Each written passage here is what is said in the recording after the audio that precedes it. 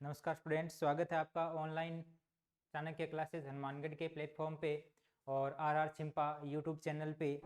तो देखिए, जैसा कि अपनों ने लास्ट क्लास डाली थी आपके बीए फर्स्ट ईयर के सेमेस्टर की, और उसमें से मैंने कहा था, जब वीडियो डाला था उसमें कहा था कि 70 से 80% क्वेश्चन जो है वो आएंगे। तो बिल्कुल 70 से 80% क्वेश्चन जो है वो अपने दो वीडियो डाले थे, एक डिटेल वाला और दूसरा ऑब्जेक्टिव क्वेश्चन वाला। तो दोनों में से 70 से 80% क्वेश्चन जो है वो आपके सेमेस्टर में देखने को मिले हैं। तो हालांकि थोड़ा सा डिस्ट्रीब्यूशन जो है डिस्टर्ब जो है सिस्टम वो हुआ है, किस कारण से, वो नेट बंद होने की वजह से। तो कई सारे विद्यार्थी नहीं देख पाए थे जो है अपना वीडियो। तो उनके लिए भी बता दूं, क्योंकि अगर किसी ने देखा है तो उसके बहुत सारे क्वेश्चन जो है वो बिल्कुल सही हुए हैं। तो आज अपने बात करते हैं आंसर की पे, जो आपका ज्योग्राफी का रिसोर्स एंड एनवायरनमेंट का जो सेकंड पेपर हुआ है सेमेस्टर फर्स्ट का, तो उसके आंसर की पे अपनी चर्चा करते हैं। देखिए, पहला क्वेश्चन क्या है। कॉमन त्रासदी की अवधारणा संबंधित है। The concept of the tragedy of Commons. Common जो ट्रेजेडी है वो किससे संबंधित है, यानी कॉमन जो समस्या है, त्रासदी है, वो किससे संबंधित है। तो इसका राइट आंसर हो जाएगा आपके साझा संसाधनों का अत्यधिक दोहन, यानी जो रिसोर्स है उनका अगर अत्यधिक एक्सपोलिएशन किया जाता है तो वो एक कॉमन त्रासदी का रूप ले सकती है। तो इसका राइट आंसर क्या हो जाएगा, ऑप्शन बी। चलिए, ये बहुत सारे क्वेश्चन जो है लॉजिक वाले ही थे। अगला क्वेश्चन है, जल संसाधनों के संदर्भ में शब्द मरुस्थलीकरण का अर्थ क्या है, यानी डेजर्टिफिकेशन का जो मीनिंग है वो क्या है। तो डेजर्टिफिकेशन का जो सीधा सीधा मीनिंग है वो क्या है, जलवायु परिवर्तन के कारण रेगिस्तानों का विस्तार। ठीक है, रेगिस्तान पारिस्थितिकी नहीं है, अर्धशुष्क क्षेत्रों में भूजल की कमी, रेगिस्तान क्षेत्रों में जल वाहिनी बीमारियों का प्रसार। तो राइट आंसर क्या हो जाएगा, जलवायु परिवर्तन के कारण रेगिस्तानों का क्या होना, विस्तार होना। मरुस्थलीकरण के बारे में अपना एक क्वेश्चन आया हुआ था। ठीक है, तो ये लॉजिक वाला था क्वेश्चन, आसानी से हो सकता था।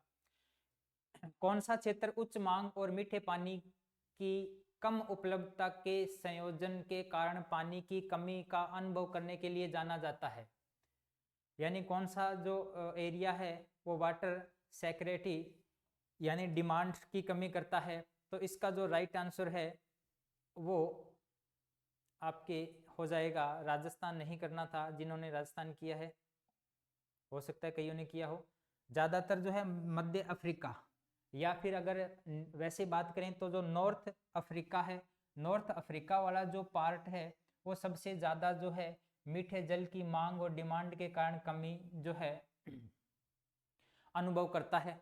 तो राइट आंसर मध्य अफ्रीका। चलिए, अगला क्वेश्चन। ये क्वेश्चन आपको बिल्कुल करवाया था, एंडीसोल, एरिडोसोल, मोलिसोल, स्पोडोसोल्स। सीधा सीधा क्वेश्चन आ गया, ये सारी टेबल लास्ट क्लास में अपनों ने की थी। तो देखिए, एरिडोसोल, एंडियोसोल या एंडीसोल जो है वो ज्वालामुखी राख से बनती है। किससे बनती है, कौन सी मिट्टी है ये, ज्वालामुखी राख के कारण, ऐश के कारण जो बनती है। दूसरा है एरिडोसोल, एरिड का मैंने आपको बताया था शुष्क, तो इसमें शुष्क का ऑप्शन कौन सा है, शुष्क और अर्धशुष्क क्षेत्रों में।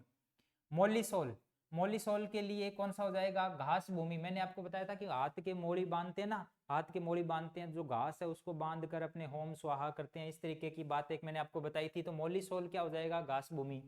उसके बाद है स्पोडोसोल, जो अम्लीय वर्षा होती है, जो एसिड अम्लीय जो मिट्टी होती है, सॉइल्स होती है, एसिड सॉइल्स होती है, उसको क्या बोलते हैं, स्पोडोसोल। तो ए में डी हो जाएगा और बी में जो है सी हो जाएगा। तो राइट आंसर क्या हो जाएगा आपका, ऑप्शन बी। ऑप्शन बी, पहले में डी, दूसरे में सी, तीसरे में बी, चौथे में ए। राइट आंसर कौन सा हो गया, ऑप्शन बी। चलिए, अगला क्वेश्चन। नीचे दिए गए कथन, कारण और कथन पूछे गए हैं। पहला जो है अभिकथन जो है वो क्या है, स्टेटमेंट जो है वो क्या है और उसका रीजन क्या है। देखिए, कथन है, कृषि और औद्योगिक उद्देश्यों के लिए भूजल के अत्यधिक दोहन से भूजल संसाधनों की कमी आ सकती है। तो ये सही बात है कि अगर बहुत ज्यादा अपने ग्राउंड वाटर का यूज करेंगे तो उसकी कमी डेफिनेटली हो सकती है। कारण बताया, भूजल एक सीमित संसाधन है, सही बात है, भूजल क्या है, एक लिमिटेड है, और प्राकृतिक पुनर्भरण दर से अधिक निकासी के परिणाम स्वरूप, यानी जितनी प्रकृति पुनर्भरण करती है उससे ज्यादा अगर अपने पानी निकालेंगे तो जल स्तर में क्या हो जाएगी, गिरावट हो जाएगी, जल भ्रंतों में थकावट हो सकती है। तो कथन और कारण दोनों सही है, और कारण जो है अभिकथन की सही व्याख्या भी करता है। तो राइट आंसर क्या हो जाएगा, ऑप्शन ए। चलिए अगला क्वेश्चन है, मृदा लवणीयकरण की घटना में योगदान देने वाला प्राथमिक कारक क्या है? यानी जो मिट्टी है, contributing the phenomenon soil salinization, यानी साइलेंटीकरण के कारण जो है वो सबसे ज्यादा कारण क्या है, उसका प्राथमिक कारण क्या है? तो आपका राइट आंसर होना चाहिए था शुष्क क्षेत्रों में अत्यधिक सिंचाई। शुष्क क्षेत्रों में अत्यधिक सिंचाई के कारण ये जो है लवणीयता का कारण बनता है। इसका आपको बताऊं कारण, ये आंसर क्यों है, क्योंकि अपनों ने देखा होगा कई बार अत्यधिक सिंचाई के कारण भूमि के ऊपर यूं व्हाइट व्हाइट सी एक परत सी जम जाती है, या फिर उसका कलर ब्लैक भी हो सकता है, व्हाइट और ब्लैक की परत सी जम जाती है, लवणीयता आ जाती है। तो किस वजह से आता है? अत्यधिक सिंचाई के कारण से आता है। चलिए अगला क्वेश्चन है, कौन सा अंतरराष्ट्रीय संगठन अंतरराष्ट्रीय समुद्र में खनन की गतिविधियों को नियंत्रित करने के लिए जिम्मेदार है? तो देखिए अगर थोड़ा सा लॉजिक लगाते तो इसका आंसर भी इसी में है ना। देखिए बात किसकी हो रही है, बात हो रही है समुद्र की, किसकी हो रही है, सी की। तो इनमें कौन सा है, सी बेड, कौन सा, सी बेड। इंग्लिश इसका देखें तो देखिए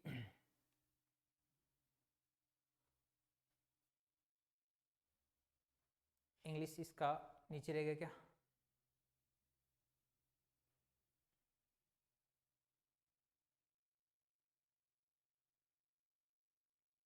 अच्छा डिप इंटरनेशनल सी बेड, ये रहा, है ना। अगर आप थोड़ा सा लॉजिक लगाते हैं तो इसका आंसर भी कहाँ पे है, ये देखो सी बेड बारे में किसके पूछा है, सी बेड। तो अंतरराष्ट्रीय सी बेड प्राधिकरण जो है, अथॉरिटी जो है, वो जिम्मेदार है किस पे, समुद्र में जो खनन की गतिविधियां होती है उसके लिए। इसका जो टारगेट है वो कब से कब है, 2011 से लेके 2030 तक जो है ये प्राधिकरण अथॉरिटी जो है बनाई गई है। क्योंकि समुद्रों के किनारों के आसपास वाला जो भाग है उसको 3 पार्टों में बांटा जाता है और वहां पे खनन किया जाता है। तो इसके लिए जो अथॉरिटी बनाई गई है उसका नाम क्या है, अंतरराष्ट्रीय सी बेड प्राधिकरण, ऑप्शन बी। चलिए अगला क्वेश्चन है, कार्बन फुटप्रिंट की संकल्पना सबसे अधिक संबंधित है, यानी किस से ज्यादा संबंधित है? तो कार्बन किस से उत्पन्न होता है, जो फॉसिल फ्यूल होते हैं उनके जलाने से। कार्बन की उत्पत्ति कहाँ से होती है, कोयला, पेट्रोल या प्राकृतिक गैसों का अत्यधिक उपयोग करने से कार्बन की उत्पत्ति होती है। तो इसका संबंध है किससे, ऊर्जा खपत से, एनर्जी कंजप्शन से है। ठीक है, कार्बन फुट प्रिंट का जो संबंध है वो किससे, ऊर्जा खपत से है। चलिए अगला क्वेश्चन, नीली अर्थव्यवस्था की अवधारणा निम्नलिखित में से किसके सतत विकास पर जोर देती है? ठीक है, किसके सतत विकास पर जोर देती है? तो राइट आंसर क्या हो जाएगा, नीली क्रांति का संबंध किससे है, मछली उत्पादन से है। किससे, मछली, और मछली कहाँ का संसाधन है, समुद्र का संसाधन है। तो मेरीन रिसोर्स है, समुद्र संसाधन से संबंध है किसका, नीली क्रांति का। उसके बाद अगला क्वेश्चन है, पर्यावरण पर वनों की कटाई का संभावित परिणाम क्या है? What is the potential consequence of deforestation on the environment? तो सबसे ज्यादा जो पारिस्थितिकी तंत्र का विघटन है वो हो सकता है ना, क्योंकि ऐसा नहीं हो सकता जैव विविधता में वृद्धि, तो ये तो हो ही नहीं सकता। मृदा संवर्धन, मृदा संवर्धन भी अलग चीज है। कार्बन डाइऑक्साइड के स्तर में कमी, तो ये तो वनों के बढ़ने से कमी होगी ना। तो राइट आंसर क्या आना चाहिए था, पारिस्थितिकी तंत्र का विघटन और नुकसान। चलिए अगला क्वेश्चन, कम उपयोग करें, पुनः उपयोग करें, रिसाइकिल करें की अवधारणा संसाधन प्रबंधन के किस पहलू से संबंधित है? या किस से ज्यादा निकटता रखता है? तो राइट आंसर क्या होना चाहिए? संसाधन संरक्षण। क्या होना चाहिए? संसाधन संरक्षण। संसाधन संरक्षण, रिसोर्स कंजर्वेशन, यानी जो संसाधन है वो क्या होना चाहिए? उसका कंजर्वेशन भी होना चाहिए, संरक्षण भी होना चाहिए। Right answer option D. चलिए, जल संसाधनों के संदर्भ में वाटरशेड शब्द का अर्थ क्या है? वाटरशेड, भूमि का क्षेत्रफल जहां से सारा पानी नदी या झील जैसे केंद्रीय बिंदु की ओर जाता है उसको क्या बोलते हैं? वाटरशेड बोलते हैं। उसको क्या बोलते हैं? वाटरशेड। चलिए अगला क्वेश्चन,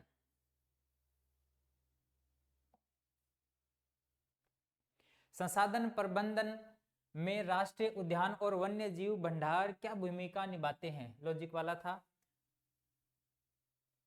तो राइट आंसर क्या हो जाएगा? संसाधन प्रबंधन में राष्ट्रीय उद्यान और वन्य जीव भंडार लुप्त प्राय प्रजातियों के लिए आवास उपलब्ध करवाने के लिए अपने क्या बनाते हैं? राष्ट्रीय उद्यान बनाते हैं, सेंचुरीज वगैरह बनाते हैं। तो राइट आंसर क्या हो जाएगा? लुप्त प्राय प्रजातियों के आवास प्रदान करना। ठीक है, संसाधनों का निष्कर्षण तेजी से करना नहीं हो सकता, विशेष रूप से मनोरंजक उद्देश्यों के लिए। हालांकि मनोरंजक उद्देश्य होता है, लेकिन सबसे ज्यादा जो उद्देश्य है वो नेचुरल, जो जीव जंतु है जो लुप्त प्रजाति हो रही है उनको नेचुरली जो है हैबिटेट प्रोवाइड करवाने के लिए इस तरीके के जो है राष्ट्रीय उद्यान, सेंचुरी वगैरह बनाए जाते हैं। तो राइट आंसर ऑप्शन बी। चलिए अगला क्वेश्चन है, the concept of ecological footprint, पारिस्थितिकी पद चिन्ह की अवधारणा का उपयोग क्या मापने के लिए किया जाता है? तो राइट आंसर हो जाएगा इसका, संसाधन खपत के संदर्भ में पर्यावरण पर क्या प्रभाव पड़ता है इस चीज को मापने के लिए किसका यूज किया जाता है? इकोलॉजिकल फुटप्रिंट का उपयोग किया जाता है। चलिए, संसाधन प्रबंधन में पर्यावरणीय प्रभाव मूल्यांकन EIA प्रक्रिया की प्राथमिक भूमिका क्या होती है? EIA की प्राथमिक भूमिका जो है वो क्या होती है? तो देखिए,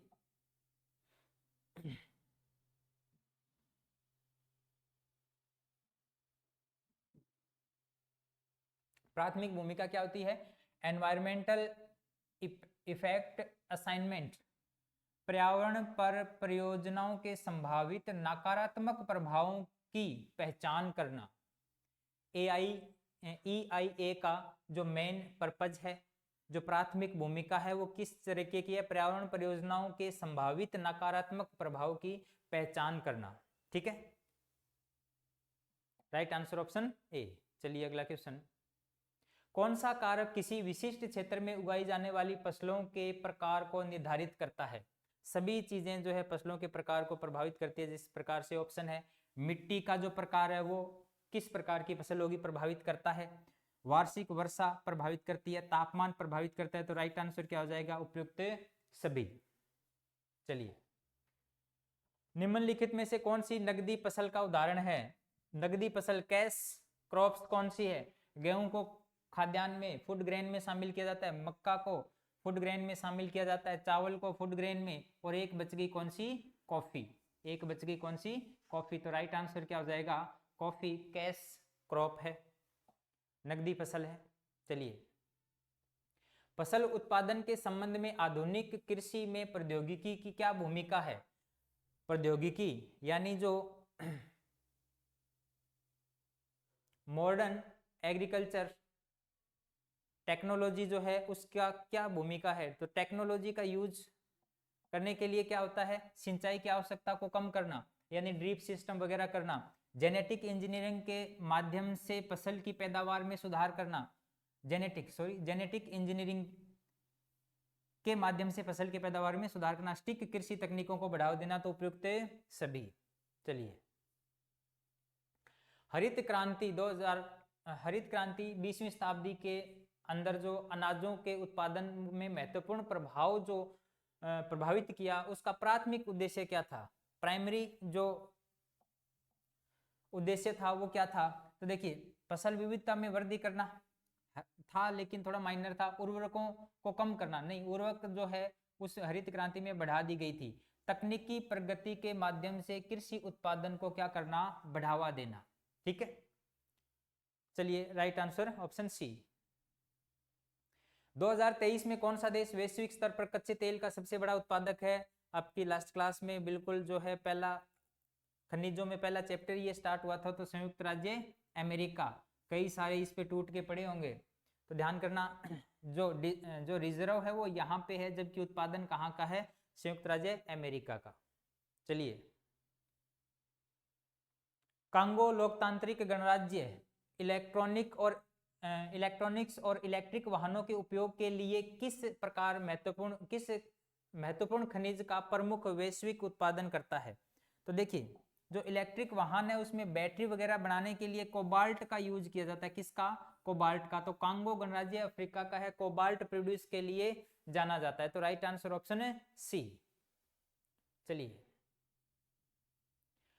Which conservation organization is known for its focus on protecting and preserving global forest and biodiversity?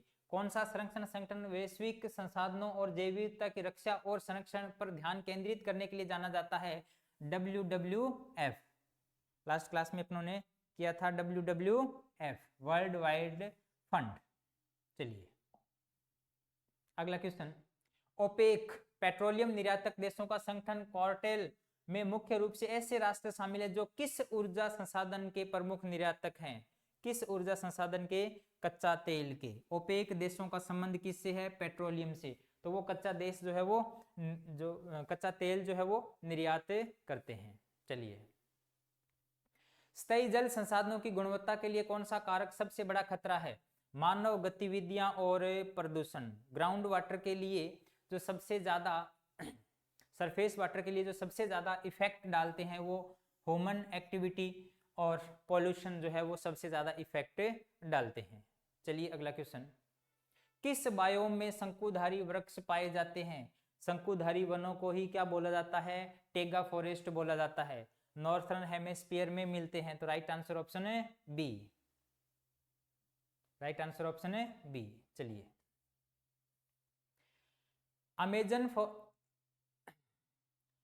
Amazon rain forest जो अपनी अविश्वसनीय जैव विविधता के लिए जाने जाते हैं किस महाद्वीप में स्थित हैं? लास्ट क्लास में अपनों ने जिक्र किया था अमेजन के वन कहाँ पे? ब्राजील में। ब्राजील कहाँ? दक्षिणी अमेरिका में। चलिए, सुंदरवन एक मैंग्रोव वन है जो बंगाल टाइगर का घर भी है, किस देश में है? तो ये तो गलत नहीं होना चाहिए था आपका। Right answer India, Bharat. Sundarban का डेल्टा भारत, पश्चिम बंगाल वाला क्षेत्र। चलिए, अगला क्वेश्चन आ गया सुमेलित। मैंने आपको कहा था सुमेलित वाले क्वेश्चन आ सकते हैं। तो देखिए, यूरेनियम का जो सबसे ज्यादा डिपोजिशन है यानी जो निक्षेप है वो कहाँ पे मिलता है? कजाकिस्तान में। कहाँ पे? कजाकिस्तान में। यूरेनियम का सबसे ज्यादा डिपोजिशन कजाकिस्तान में। कोयला अपलेशियन क्षेत्र। अपलेशियन क्षेत्र कहाँ पे आ गया? ये यूएसए। कहाँ पे आ गया? यूएसए, उत्तरी अमेरिका महाद्वीप। कोयला का जो सबसे ज्यादा भंडार डिपोजिशन है वैसे तो कहाँ पे है? लोहे के सबसे ज्यादा भंडार कहाँ पे है? होना तो ये कहाँ चाहिए था? लोहे के सबसे ज्यादा भंडार अमेरिका में है शायद, लेकिन यहाँ पे मिलान में ये सेट नहीं बैठ रहा था। बॉक्साइट कहाँ पे है? ऑस्ट्रेलिया में, क्योंकि बॉक्साइट का जो सबसे ज्यादा रिजर्व है वो कहाँ पे है? ऑस्ट्रेलिया में। तो इस हिसाब से अगर अपने देखें लोहे को अगर ऑस्ट्रेलिया वाले में मैच करते हो ना तो सेट नहीं बैठता, क्योंकि 3 में अगर 3 सी है तो सी तो एक तीसरे में सी जो है वो कॉमन सेट नहीं आ रहा। तो इस वजह से राइट आंसर क्या हो जाएगा? बी हो जाएगा। पहले में 2 यानी यूरेनियम कजाकिस्तान, दूसरे में एक कोयला अपलेशियन क्षेत्र, लोहा एशेक ब्राजील और बॉक्साइट कहाँ पे? ऑस्ट्रेलिया। तो राइट आंसर ऑप्शन ए। चलिए, वनों की कटाई को संदर्भित करता है किसी क्षेत्र से पेड़ों और वनस्पतियों को स्थायी निष्कासन। बिल्कुल आसान सा क्वेश्चन था। वनों की कटाई जो है वो किसको संदर्भित करता है? परमानेंटली जो वनों और वनस्पतियों को समाप्त करना। अगला क्वेश्चन है, कौन सा बायोम घास के विशाल क्षेत्रों की विशेषताओं और अक्सर मौसमी वर्षा वाले क्षेत्रों में पाया जाता है? चैप्रेल वनस्पति। कहाँ पे? चैप्रेल। यानी हालांकि चैप्रेल जो वनस्पति है वहां पे पानी की कमी होती है लेकिन मौसमी वर्षा होती है। मौसमी वर्षा होने वाले भागों में क्या है, चैपरेल प्रकार की जो है वेजिटेशन मिलती है।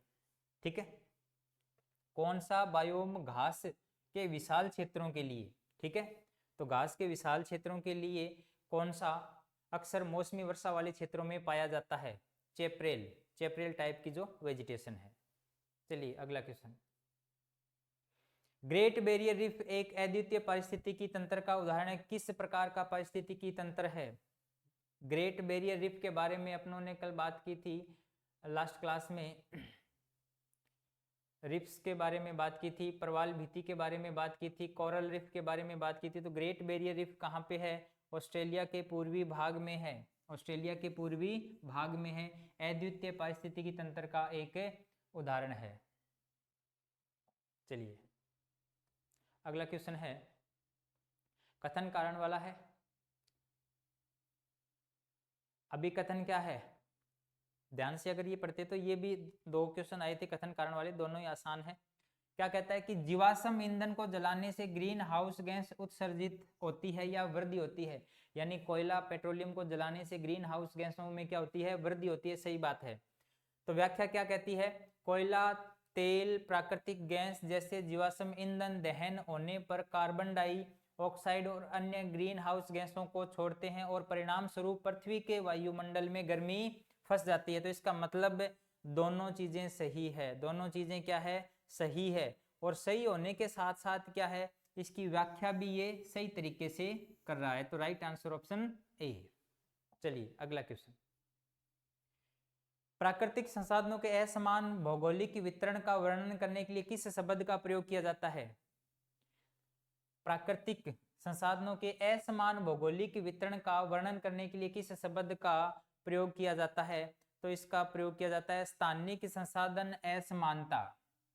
इंग्लिश में इसको क्या बोलते हैं, स्पेशल रिसोर्स इनइक्वलिटी। ठीक है, स्थानिक संसाधनों की असमानता। राइट आंसर ऑप्शन है डी। चलिए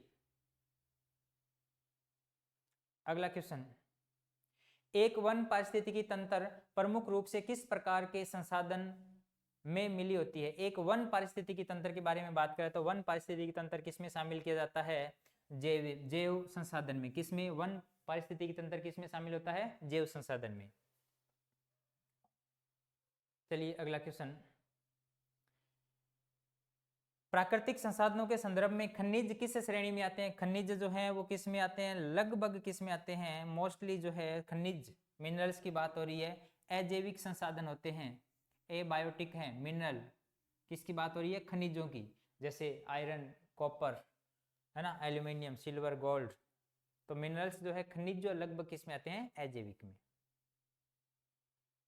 उसके बाद अगला क्वेश्चन है, निम्न में से कौन प्राथमिक क्षेत्र से जुड़ी आर्थिक गतिविधि नहीं है? प्राथमिक क्षेत्र से जुड़ी हुई आर्थिक गतिविधियां कौन कौन सी है? सबको पता है, कृषि प्राथमिक है, खनन प्राथमिक है, मत्स्य प्राथमिक है, तीनों की तीनों प्राथमिक है। जबकि विनिर्माण क्या है? द्वितीयक है, द्वितीयक श्रेणी का जो है आर्थिक गतिविधि है विनिर्माण। तो राइट आंसर ऑप्शन डी। चलिए अगला क्वेश्चन, संभावित, वास्तविक और आरक्षित रूप से संसाधनों का वर्गीकरण आमतौर पर किस प्रकार के संसाधनों से जुड़ा हुआ है? संभावना यानी पोटेंशियल, एक्चुअल और रिसोर्स की जो commonly associate with which of following किससे जुड़ा हुआ है? तो नेचुरल रिसोर्स में तीनों चीजें होती है। किसमें? नेचुरल रिसोर्स में। यानी वहां पे क्या हो सकता है? संभावना भी हो सकता है, एक्चुअल भी हो सकती है, और उनके रिजर्व भी मिलते हैं। कौन से? प्राकृतिक संसाधन, ऑप्शन ए। निम्नलिखित में से कौन सा एक गैर नवीकरणीय संसाधन है? गैर नवीकरणीय मैंने वर्गीकरण करके बताया था, तो उसमें से जीवाश्म संसाधन, ऊर्जा नवीकरणीय है, पवन ऊर्जा नवीकरणीय है, पन विद्युत यानी जल विद्युत भी नवीकरणीय। तो राइट आंसर ऑप्शन सी। चलिए, संसाधन प्रबंधन में रिजर्व शब्द का क्या अर्थ है? रिजर्व, रिजर्व संसाधन की वह मात्रा जो शेष है और अभी तक दोहन किया जाना बाकी है, उसको क्या बोलते हैं? रिजर्व, है ना। संसाधन की वह मात्रा जो शेष है और अभी तक दोहन किया जाना बाकी है, उसको क्या बोलते हैं? रिजर्व। चलिए अगला क्वेश्चन, भविष्य की पीढ़ियों से समझौता किए बिना वर्तमान जरूरतों को पूरा करने के लिए संसाधनों के उपयोग और प्रबंधन के लिए क्या संबद्ध है? भविष्य की पीढ़ियों से समझौता किए बिना वर्तमान जरूरतों को पूरा करने के लिए संसाधनों के उपयोग और प्रबंधन के लिए कौन सा संबद्ध? जरूरतों को पूरा करने के लिए संसाधनों के उपयोग और प्रबंधन के लिए क्या संबद्ध? भविष्य की पीढ़ियों से समझौता किए बिना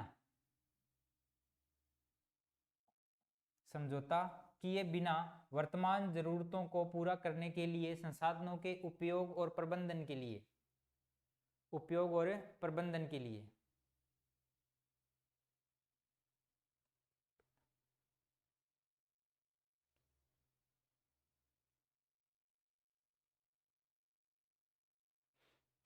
इसका राइट आंसर जो है, भविष्य की पीढ़ियों से समझौता किए बिना वर्तमान जरूरतों को पूरा करने के लिए संसाधनों के उपयोग और प्रबंधन के लिए क्या शब्द यूज किया जाएगा? सतत विकास होना चाहिए, ठीक है ना। अब ये थोड़ा सा कंफ्यूज कर देख लेना, मेरे हिसाब से क्या है, सतत विकास जो है राइट आंसर होना चाहिए। सस्टेनेबल डेवलपमेंट, इंग्लिश में इसको क्या बोलते हैं? सस्टेनेबल डेवलपमेंट, सतत विकास। चलिए, ये थी अपनी आंसर की। तो देखिए किसके कितने सही हुए मैच कर लेना, और ज़्यादा से ज़्यादा चैनल को जो है वो लाइक और सब्सक्राइब कर लेना। हालांकि पर्यावरण का जो पेपर है वो पढ़ने में आसान होता है, लेकिन इतना आसान भी नहीं था पेपर, इतना आसान लेवल नहीं कह सकते इसको, क्योंकि सोचने वाला था, लॉजिक वाला पेपर था, सोच कर करने वाले क्वेश्चन थे। तो ज़्यादा से ज़्यादा जो है सब्सक्राइब करना, और सब्सक्राइब पहले कर देना, पेपर मिलाने से पहले सब्सक्राइब कर देना भी, ठीक है। और नहीं किया है तो बाद में सब्सक्राइब करके ही जाना, लाइक और सब्सक्राइब दोनों चीज़ें करना, ठीक है। और कहेंगे ज़्यादा जी गलत हो जाए तो गाली ना निकालिए, ये कोई कुंभ का मेला नहीं है जो 14 साल बाद आएगा। अपने नेक्स्ट सेमेस्टर जो थर्ड सेमेस्टर होगा उसमें आपका अगर बैक लगी तो दोबारा पेपर हो जाएगा, तो ज़्यादा टेंशन नहीं लेनी, आगे वाले पेपरों पे फोकस करना है, ठीक है। चलो, धन्यवाद भी। और अपनी क्लास से जो है काफ़ी सारे क्वेश्चन आए हैं, और वो क्लास भी मैं इसके प्लेलिस्ट में डाल रहा हूँ, तो उसमें भी आप जाके देख सकते हो कितने सारे क्वेश्चन जो है वो वहाँ से आपके हो सकते थे आराम से सही, ठीक है। ओके भाई, थैंक यू वेरी मच।